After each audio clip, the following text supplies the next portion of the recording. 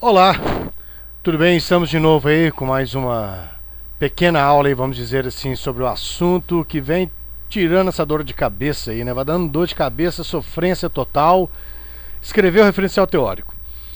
Na última aula, nessa primeira parte da nossa videoaula, né, essas pequenas dicas, aquela questão toda, eu falei muito sobre a importância de ter fontes fidedignas, de você ter um bom referencial teórico, que ele vai te dar um aporte, ele vai te dar vamos falar, uma força legal no teu TCC, tá legal?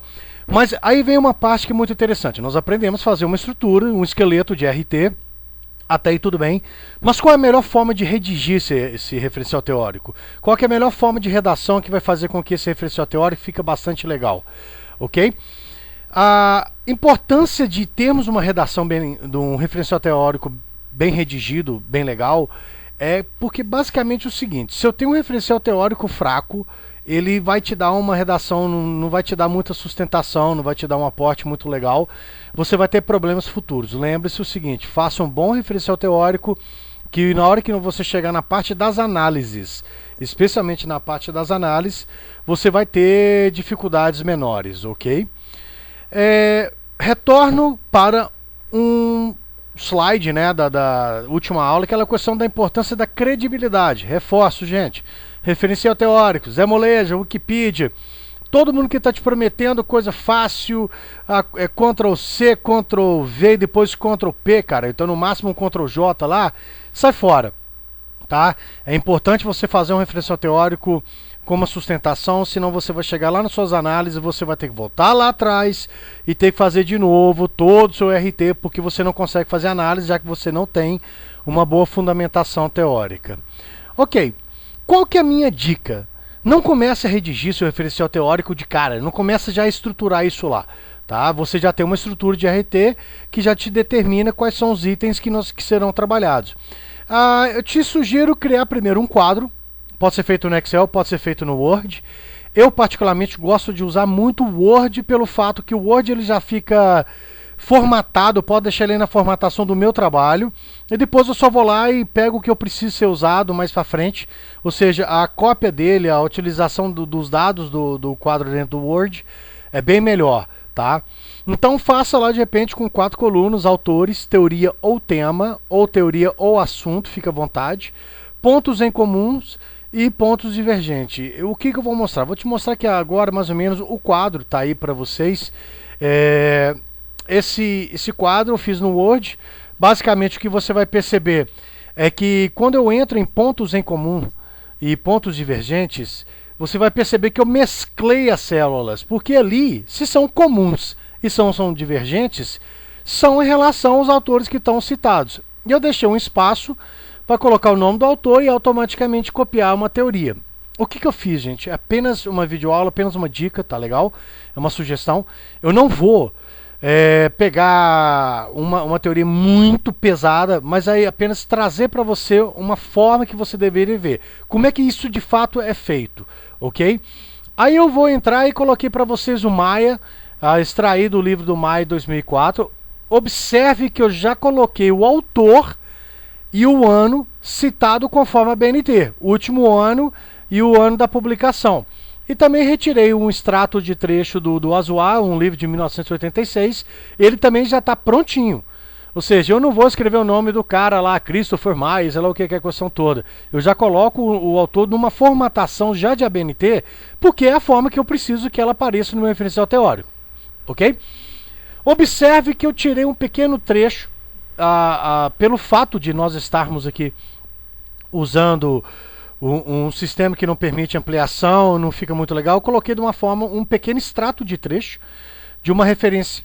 Qual que é o assunto? Barreiras ao comércio internacional.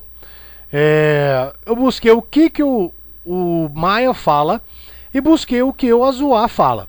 É claro, Leandro, mas está muito reduzido isso. Na hora que eu vou fazer meu trabalho, às vezes o cara está falando 3, 4 parágrafos. Coloca os 3, 4 parágrafos. Isso é apenas para você entender esse conceito de como que eu aplico esse quadro para dentro do meu referencial teórico. Eu li os dois trechos que foram colocados, tanto do Maia quanto do Azuá, e eu percebi que existem 2 pontos em comum. Um primeiro ponto é porque as barreiras ao comércio internacional, elas são uma forma de proteção que os países possuem. E também, colocado de uma forma um pouco diferenciada, mas é nítido também, né, que os dois falam que é uma forma, é um artifício legal que os países utilizam para se defender aí, de repente, perante o comércio internacional.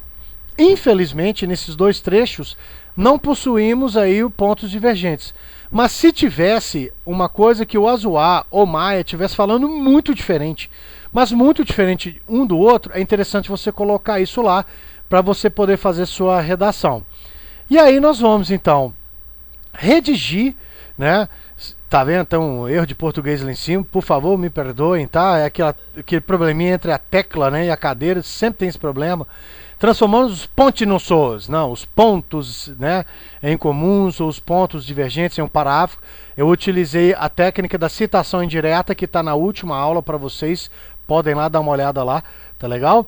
E o que eu faço? De cara eu já meto, faço de acordo com Maia 2004 e Azuá 1986. E aí eu vou redigir com as minhas próprias palavras.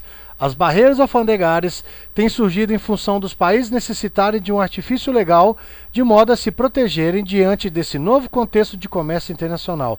Percebam que eu utilizei os dois pontos em comuns, transformei num parágrafo, transformei numa redação e eu sintetizei duas falas de dois autores. Por que isso? Desse modo, eu consegui evitar de colocar aquele famoso coxa de retalho, aquela famosa forma que aparece, que eu vou copiar o parágrafo que o Maia fala, depois eu coloco o que o Azuá fala, e na verdade os dois estão falando a mesma coisa.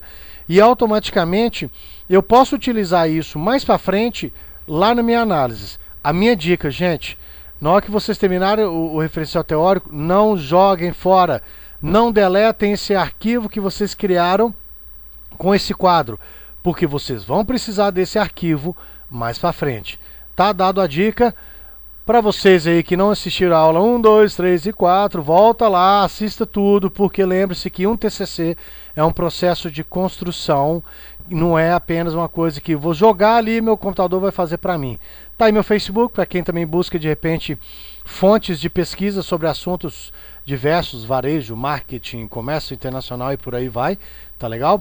E aí, quem quer se inscrever para poder receber as atualizações do nosso Facebook e também do nosso canal no YouTube, tá legal?